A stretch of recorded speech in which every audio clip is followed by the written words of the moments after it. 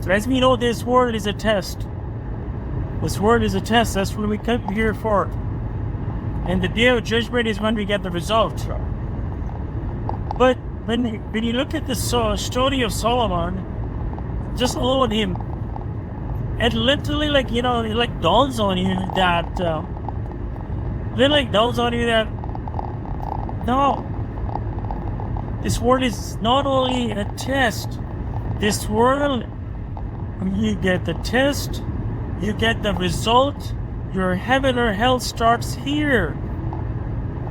That's pretty much it comes down to. You get your results here. Look at Solomon, Job, and many other prophets and stories that you read in the Quran. They get the results right here. Their heaven starts here. And the day of judgment is critically important. Maliki Yawmiddin. Even at the minimum requirement, God put that in there. Believe in God at the last day. It's because one of the things is the noble thing, that the marvelous thing out of everything, even though talking about the judgment day and everything, but beyond everything, if you add everything about the day of judgment, the one single event that is happening on the day is beyond anything you can possibly think about, and that is the most gracious is physically coming down with the angels glorifying Alhamdulillah Rabbil Alameen. I think that happens after the judgment, or I think while there, that they will be glorifying Alhamdulillah Rabbil Alameen. Somewhere, I think, like something like that. So that is the main event that is happening on the day of judgment. That's why this day is so important. He, the most gracious himself, is coming down. Your test begins here. Your results are given here. The heaven starts. Basically, in a nutshell, you get your, how you go to college and you go to after 4-year college or something, and on the graduation day, before the graduation day, you know your result. Everybody, when the time of departure from this earth it comes, you know your results. Right there and then, you get your result. But way before that, you start getting signs. You get sign. I mean, if somebody is it's not going to make it on the day of judgment and was a disbeliever, the angel comes and beat on their I think rear end or something like that. You can imagine. So, do you think that person's going to heaven? Or somebody who doesn't face death, who's a righteous person, and angel comes and beautifully invite him to heaven, like the person from the Surah Yasin, Surah 36. He said, I wish my people knew. What do you mean? Our day of judgment hasn't happened. He say, I wish my people knew. What is that happening? Who's already in heaven? So you get the result. And before the time of death, when the time of death comes, you know your result. But way before that, you start getting very strong signs that you made it or not.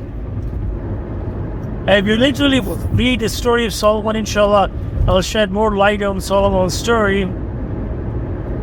That when he missed the afternoon prayer, we're just reading that out of the context. We have to go deep into the event that happened when he missed the contact prayer. There are a lot of things that are happening in that story. Job and Solomon is mentioned there, that there were two ends of the testing extreme. One was blessed too much, and one was taking everything out of them to test, do they submit to God alone or not in this kind of situation. So when we submit to God, we get through the test in any form that God is going to test us. And actually, I am so impressed by both of them. So impressed that God is running everything. But in a way that the way they did the test, it was amazing. Very amazing the way as a message of the covenant says that you can ace the test in like very short time, or it can take a very long time. But average somewhere along the line is something like 5 years. But you can just get done with your test in like very short time, within 6 months or even less, or however it is. Like in 1 month you could be done with the test. Maybe that's what happened with Solomon. That when God says God tested them, right? Did that test God? I mean, what an amazing thing, He was busy with his horses, beautiful horses, and there was plenty of time in the afternoon prayer, and we don't know exactly. Maybe there's somewhere it's mentioned what year, what time of the year that happened. But if it was a summertime, then there's plenty of time to do the afternoon prayer. But if it was a winter time that is shorter, that there was plenty of time, and he was David's servant. So possibly when you connect the dots, that he was David's servant and he saw him and got the message and he said, I submit to the Lord of the universe. That's probably something happened along the line. So he must put to the test. And when he said, I devote myself, he submit to God. And this incident happened. It shocked him. He said that, I love horses more than worshiping my God alone. He could have repented. He could have repented. He said, I'm sorry, my Lord, I missed the prayer. I'm so sorry. And things would have been okay, settle down. But what he did, think about that. He let his horses go. I don't know, maybe that alone, one act maybe made him pass the test. Just one signal event. He loved horses, and these are beautiful horses. He let them go. Imagine just passing the test like that. Giving up something. Maybe he may have other test or in that time frame. So if he can go to that extent for this single event, then he must have done pretty good in the other events too. And maybe aced the test within a very short time. And welcome to God's kingdom. And God blessed him, we say he prayed to God that give me the kingship that nobody ever attained. And God gave him the kingdom that nobody can ever probably achieve, controlling the jinns and imagine everything. So that literally sheds light that, if you want to pass your test, right here you get it done. Right now in this world, submit to God and just do. That this is a blessing that God has written in the Quran, and you will be tested. Inshallah, I will share my story. I didn't even know that we will be tested. God made me submit way before I knew the submission alone. I didn't even know I would be tested. And inshallah, I'll make us on that topic that people argue about that admission test. I didn't even know that I'll be tested, and I wasn't. And things started happening horribly in my life. Horribly. And inshallah, I will put my experience just to support that statement, the support that that admission test is 100% a fact that it happened to us. And many people argue about this admission test. No wonder they're stuck in it forever, because they argue about it. But in fact, we have to go the other way around. We have to accept it, and we have to work real hard to pass it. What are we waiting for? The heaven is waiting for us right here on earth. You get your test, you get your results, you get your heaven hell right here, and you're done, all done. People argue about, oh, no, they're stuck. Honestly, this story of Solomon is literally shed so much light that it literally support the idea that what the admission test in this life is everything is happening here. I always thought this is just we are here for whatever test, we get the result here. May God forgive me, but this is a very accurate statement to say, will you get your results here? If we literally put our mind to it, we get our test, we get our result. God shows us. God goes to the extent to tell us that those who have reached the level of certainty, we show them the marvel, the miracles here on earth. We're paraphrasing that verse. What does that mean? I mean, that person has passed the test and he sees miracle right and left, and he glorifies God. Whenever you see a miracle happens, he smiles and glorifies God. That person knows that he has passed the test. He knows that he passed the test.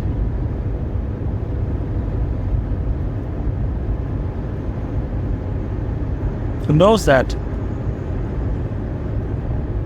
Compared to that, somebody who submit but he doesn't believe in the test, believe in this and taking it so lazily. So when you submit, God gives us the test, puts us through some scenario, and we weak on that. We either we fail or we don't do good, or we do very good, and we get out of very short time. We pass the test.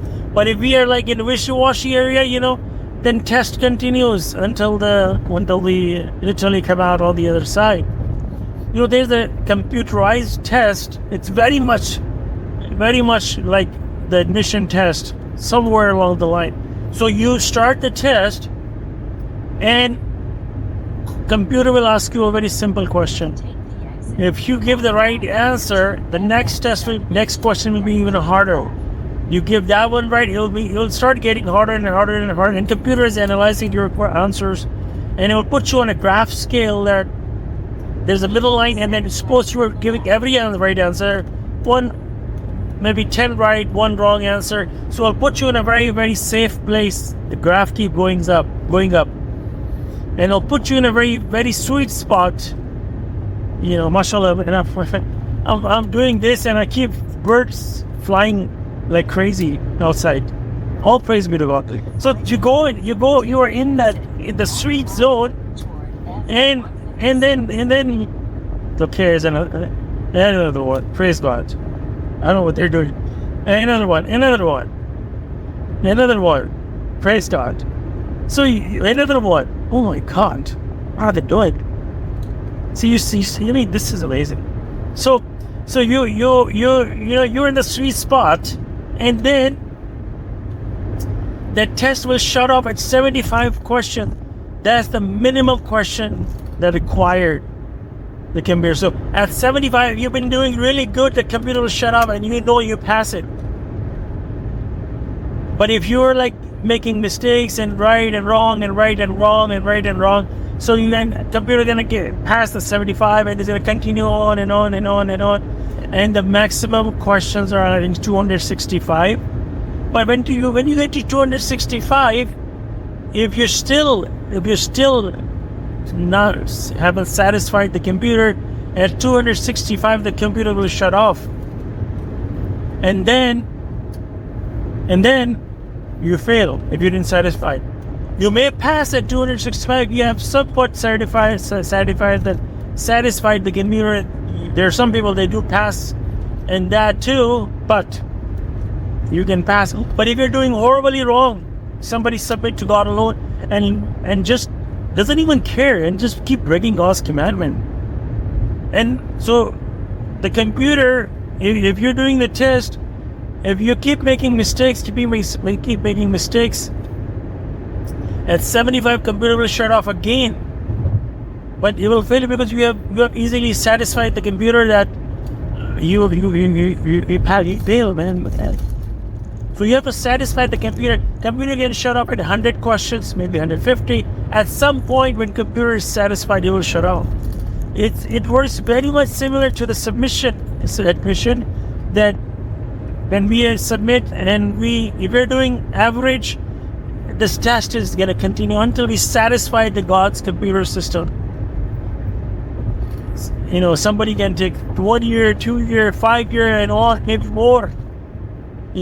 I don't know what this computer test is. 265 questions. I don't know how God's system is, how long God gives, but on average, it can. I don't think the Messenger of the Covenant said everybody. Something says like 5 years, or it can take longer. I don't know how long it is. Could it be like 10, 15, 20 years by you're dragging it so long, maybe God shuts off your computer and this person is not serious about submission. Let's just turn off his he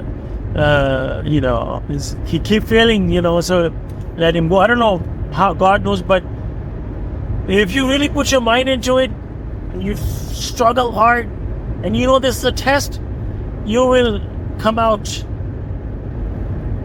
in maybe 1 month or short time. But minimum, the 75 question is, as a computer, is required, but then, could be more. I don't know how God's system is. But look at Solomon's story. He let go of the horses, and that's a very big sacrifice. In today's age, if somebody God blessed him with a lot of wealth, his test was with the wealth. And imagine somebody becomes submitter, and then all of a sudden he gets, so much wealth acquired, inherited, or somehow. And he has fancy cars, Porsche, Lamborghini lined up, 20 cars maybe lined up. He loved this, right? And one evening he submitted to God alone, and he's devoting himself to God alone. And he was looking at his car. Oh my God, this time taking pictures and this and that. All of a sudden, night fell. This person can let go. I love my fancy cars more than God. He said, let them go. He rubbed them and then fair reality, let them go. Imagine that. That's a huge sacrifice. And if you compare to Solomon's story, today's age, it would be something like that.